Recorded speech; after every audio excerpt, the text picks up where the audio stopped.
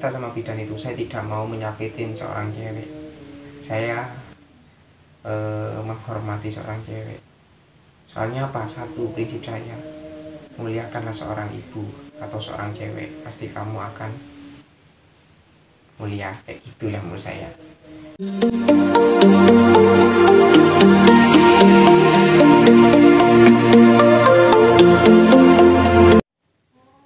Selamat datang di Creative Smart Official. Di sini saya bersama orang spesial.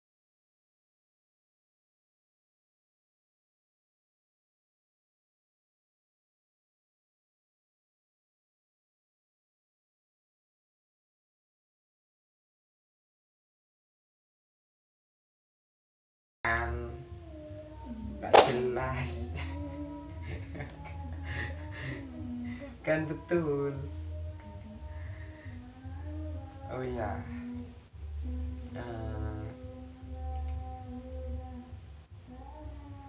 Itu apa namanya? Pertama kali aku kenal kamu itu bagaimana ceritanya? Kok sampai aku itu kenal sama kamu? Kan kamu dulu. Oh, masa sih? Bukan karena aku, waduh, ngehit siswa saya loh bilang, Pak Nino itu seleb. Masa WA sama apa namanya chat nggak pernah dibalas? Bayangin ya, saya melihat chat tugas-tugas siswa, mulai pengumpulan tugas dan sebagainya, padahal saya cek satu persatu, dikira pada siswa saya itu tidak dibales. Kan sama iya gini, kan nggak mungkin. Berapa jumlah siswanya? 200 berapa lupa tuh, kayak hampir 200 lebih lah. Itu dikira saya tidak melihat, tidak membalas. Ya mestinya saya baca lah tugas-tugas pengumpulannya satu persatu, saya cek nilainya betul apa tidak, kayak gitu. Tapi dikira ini seleb gitu. Aduh, heran aku sama murid saya. Oh iya, kembali lagi ke tadi. Kok bisa kamu kenal sama saya, itu bagaimana ceritanya? Anak gua bisa di pondok. Oh, di pondok. Tiba-tiba ada orang yang ngecat aku. Loh, kenapa jangan malu? Maklum ya, namanya anak pondok ya, bukan anak bergundul. Tahu bergundul? Bergundul itu anak yang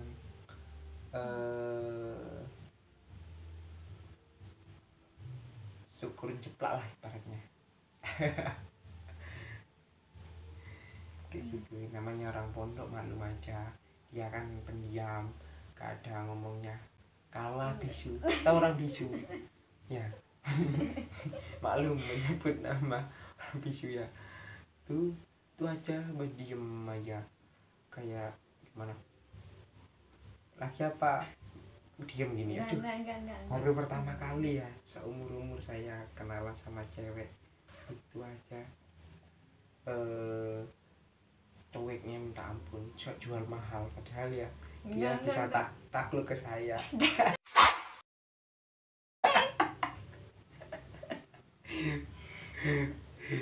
Dia nggak tahu sih, tapi rata-rata ya, mulai dari siswa alumni sampai sekarang pasti digodain sama siswa. Nggak tahu, heran saya, emang saya ini wow gitu, padahal yuk kak. Aduh, tapi saya sama siswa itu santai, dekat lah semua siswa. Maksudnya itu ya nggak ada perbedaan.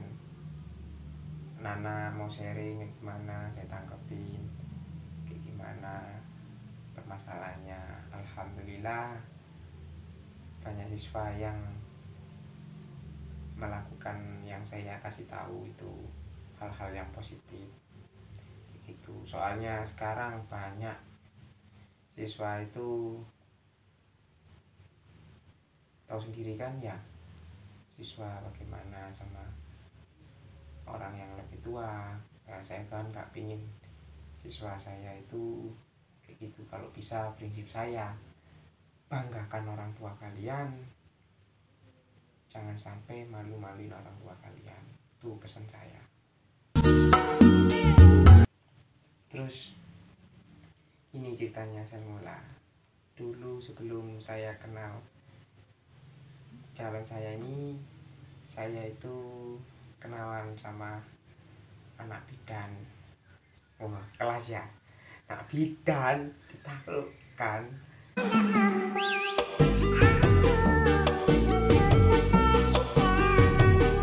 Enggak, cuma deket aja. Nah, itu saya kenal anak bidan, saya tidak mau pacar-pacaran, saya langsung taruh. Ceritanya gitu secara singkatnya. Terus saya menjalankan sholat istiqoroh. Ini lagi yang lucunya, yang pasti orang itu banyak yang tertawa. Ya heran lah, tapi saya ini bukan orang munafik. Saya ini mending ngomong apa adanya, jujur lah ibaratnya. Itu saya menjalankan sholat istiqoroh, saya bingung bagaimana sih, browsing saya lihat di YouTube bagaimana sholat istiqoroh itu bagaimana. Oh, ternyata tuh hampir sama, cuma niatnya sama doa-doanya. Nah, terus saya jalankan sholat istiqoroh sama anak bidan, tapi doanya itu enggak saya jalankan, cuma niatnya saja sama baca. Terus saya menjalankan pertama kali seumur hidup sholat istiqoroh. Herannya ini yang heran ya, dibilang itu ngayal pasti ngayal, dibilang itu bohong ya terserah kalian. Yang penting apa yang saya lakukan dalam hidup aku bersyukur banget sama Allah atau sama Tuhan bisa mempertemukan saya dengan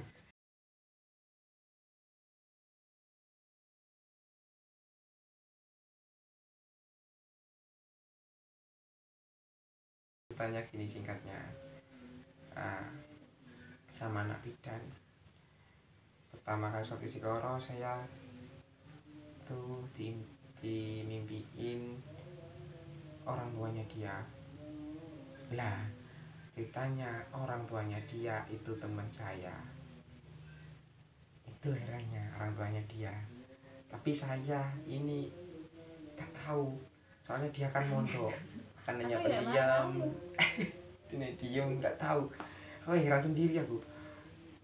Tahunya saya dia itu mondok, tapi nggak tahu dia itu wajahnya gimana, orangnya gimana, atau gak punya hidung gini, atau kupingnya nggak ada.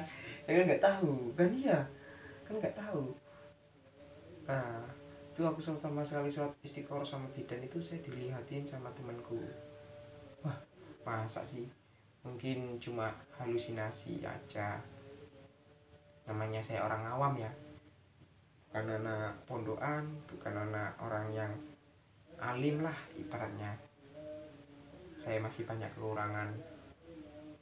Tuh saya jalankan, tetap aja melihat teman saya itu ayahnya dia. Lah, di belakang ayahnya dia ini itu ada ini, herannya di situ. Tapi dia gak lihat wajahnya, cuma malu gitu di belaling punggung orang tuanya. Tapi saya tidak tahu ada apa. Tetap saya jalankan sholat istiqoroh selama 1 minggu. Tiap hari itu saat sholat dan sebagainya itu saya sampai dihantuin, sholat aja sampai dihantuin, bingung sendiri. Terus saya kuatkan niat saya, terus saya mana ya, saya temuin orang tuanya dia, saya tanya, tak bilangin, saya cerita padanya, saya gini semulanya, tak taruh sama orang bidan. Ternyata saya tidak jadi sama orang bidan, saya malah lihat orang ini tapi tidak tahu wajahnya siapa, namanya saja tidak tahu, nama aja tidak tahu, wajahnya tidak tahu, namanya tidak tahu, kayak gitu. Terus apa namanya, terus bagaimana yang bidan itu. Nah terus saya cerita sama bidan itu, saya tidak mau menyakitin seorang cewek, saya menghormati seorang cewek. Soalnya apa, satu prinsip saya, muliakanlah seorang ibu atau seorang cewek, pasti kamu akan mulia, kayak gitulah menurut saya. Soalnya apa, saya lahirnya dari seorang ibu, kayak gitu. Gak mungkin lah saya lahirnya dari batu, ya gak mungkin. Ngayal apa, saya lahir dari seorang ayah atau bapak, gak mungkin, pasti seorang ibu, kan betul. Di situ prinsip saya, makanya saya tidak mau menyakitin seorang cewek. Ya aku cerita dulu sama bidan itu, mohon maaf juga saya tidak bisa ta'arufan sama kamu, ternyata saya tidak ada petunjuk sama sekali sama kamu. Yes, ngomonglah apa adanya. Terus saya cerita juga sama orang tuanya dia, kayak gitu juga. Dan akhirnya pertama kali bertemu saat lebaran itu tahu wajahnya. Mungkin ini saya heran sendiri, apa ini saya tatap ini pertama kali itu, heran sendiri apa ini, yang aku nggak tahu juga, soalnya wajahnya nggak tahu, namanya nggak tahu, yang penting saya niat lillahi ta'ala karena Allah, itu prinsip saya. Terus sebenarnya lanjut, saya tidak punya nomor kontaknya, komunikasi bagaimana dan sebagainya. Terus yang kedua, saya minta antar sama teman saya namanya Mas Dodik. Nah tuh minta temenin enggak apa, nanyain ini. Nah, terus habis itu saya malu, tak kira saya ditolak. Ya saya mikir lah, namanya ini yang suka banyak, saya nyadar sendiri lah, apa daya saya, kayak gitu prinsip saya jelek ya nggak cakep, bisa. Terus agamanya ya gak sebagus dia, ilmu agamanya saya di ujung jari pun aja dikit banget. Tapi saya yakin kalau dia itu jodohku. Karena apa, dia itu karena saya sholat istiqoroh itu, saya mengikuti. Karena apa, saya setiap kali saya menjauhi, saya kayak dihantuin terus tiap hari, gak bisa tidur, sholat mesti teringat dan sebagainya. Habis itu saya ngomong cerita panjang lebar sama orang tuanya itu, sama Mas Dodit, ditanyain boleh tak saya menikahi Lisa, namanya kan Lisa. Nah, terus orang tuanya menjawab, sementara ini jangan dulu. Nah itu posisi saya itu langsung ngedon, ngedon itu ada ditolak. Mikir gini, batin saya ya, aku dari dulu gak pernah ditolak cewek, heran sekali kok ditolak cewek. Ya saya kan nyadar sendiri lah, dia kan orang pondokan, agamanya ya bagus, apalagi saya, lalu siapa, kayak gitu. Terus yang suka sama dia ini banyak, saya ini nomor 11-nya yang minta, yang dia ini yang minta banyak. Mulai dari kalangan mulai sip lah, heran aku men, aku ada diri. Terus habis itu ceritanya gini, terus diomongin sama siapa, orang tuanya bilang gini, mohon maaf kalau nikah atau niat untuk taruh sama Lisa jangan dulu, soalnya Lisa mau pengen kerja dulu, yang gitu. Dikuliahin, diceritain dia dikuliahin sama Pak D-nya, tidak mau, pengen kerja. Terus dimintain ngajar, nggak mau. Banyak lah yang mintain, ada yang sampai saya hadir diri, waduh ditolak secara halus atau bagaimana, aku heran sih. Duh, langsung ngedon itu pikiran saya tidak mendengarin apa yang diomongin ayahnya. Mas Dodit itu yang teman saya itu yang dengerin, terus ditanya gini, paham dong, langsung gini, paham dong apa mas yang diomongin tadi, apa mas, nggak paham aku. Maksudnya boleh kamu deketin Lisa, boleh kenalan sama Lisa, tapi itu pulang. Itu posisi itu saya tidak punya kontak WA-nya, terus mau kenalan bagaimana, terus di rumahnya dia yang nggak ada, dia kan di pondok pesantren. Ayo bayangin ya, saya mau kenalan sama dia, nggak tahu orangnya, nggak tahu komunikasi bagaimana. Terus lah saya pasrah, tiap hari berdoa, ya Allah, memang jodohku deket kan, kalau bukan jodohku ya wis lah, itu emang bukan jodohku. Tapi saya yakin lah Allah tidak akan menguji di luar batas hambanya. Di situ aku prinsip saya. Situ mari lanjut.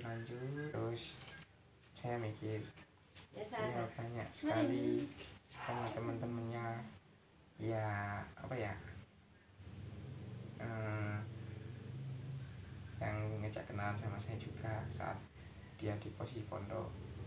Tapi saya punya prinsip sih, saya cuma satu ya satu, tidak mau kenalan lagi. Pasti dikojokin, pak ini diem aja, tak anggapin iya tak iyain terus. Tapi saya tetap satu ya satu, tidak mau pengen yang lain. Kenapa saya gitu? Soalnya dari dulu, mulai saya masih sekolah, dari dulu saya pengen cari yang pasangan itu ya